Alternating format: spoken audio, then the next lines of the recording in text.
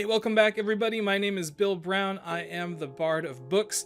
And today I want to share a special song with you. This is the first song I've ever composed. I've been playing the piano for more than 25 years, and I can basically play anything that someone else wrote, but in all that time I have never written my own music. But this is the song that I wrote first. This is the scene in this book that inspired me to actually sit down at a piano and actually compose my own music. That having been said, the scene that inspired the song you're about to hear and that we're about to talk about is from this book. And because this is less than 1 year old, I feel like I have to give the obligatory spoiler warning. Okay, you guys, so the 13 and the Witch Tower and the Yielding. So a lot of people tell me that this was the most emotional scene in the entire series for them. That this moment in Kingdom of Ash was the time that made them cry the most in the whole series. And I will say that this moment really evoked a lot of emotion for me, but for me it wasn't so much sadness as it was anger. Like, I read what Sarah did to the 13 here, and I was just mad. Like, I'm not kidding. I literally physically took my Kindle and threw it across the room like a ninja star. But all that having been said, this scene was really wonderfully written. It's a beautiful scene. It's an emotional scene. And this is the scene that stirred up in me the desire to sit down and actually compose my own music. So this scene will always be very, very special to me. So this is what you'll hear as the song kind of unfolds. This is how I envision the song working. The song starts out very delicately, and that would be the moment where Manon has basically been just dropped to her knees by Asterin. Manon's probably a little confused. She's very weary from battle. Abraxos is hurt, and Asterin, her second, has just punched her in the gut and dropped her and said to her, "Manon, live. Don't cry." And then the song picks up as you see the 13 kind of mount up and then ride off, the 13 of them, to face this impenetrable army of Blackbeak witches.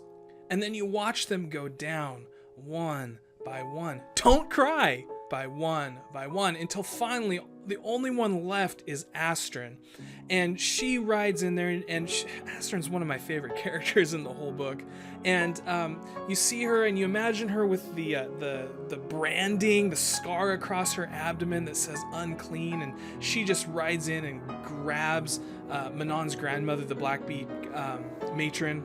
And then the song lets up in that moment where Manon kind of sees off from a distance this white light as she understands that the yielding is happening.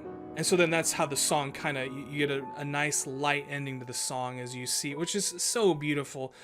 You see the 13 explode not into darkness, but into this beautiful white light.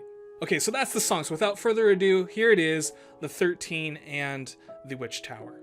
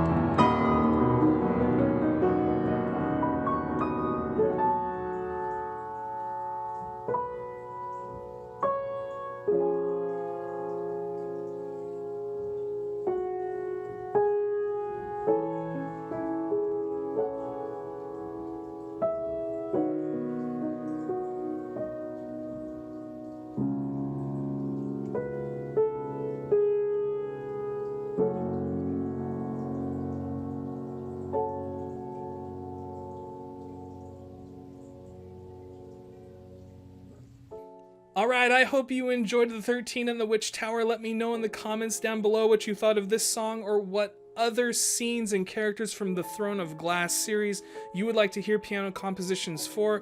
My full intent is to begin to write music for other book series, but for now I am just in to the Throne of Glass series, and it will probably be a while before I get out of it. But let me know in the comments down below what songs you'd like to see compositions for.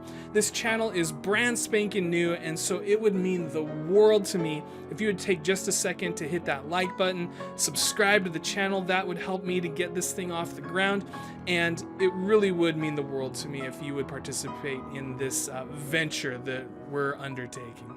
All right, that's it for now. Until I see you next time, have a great week.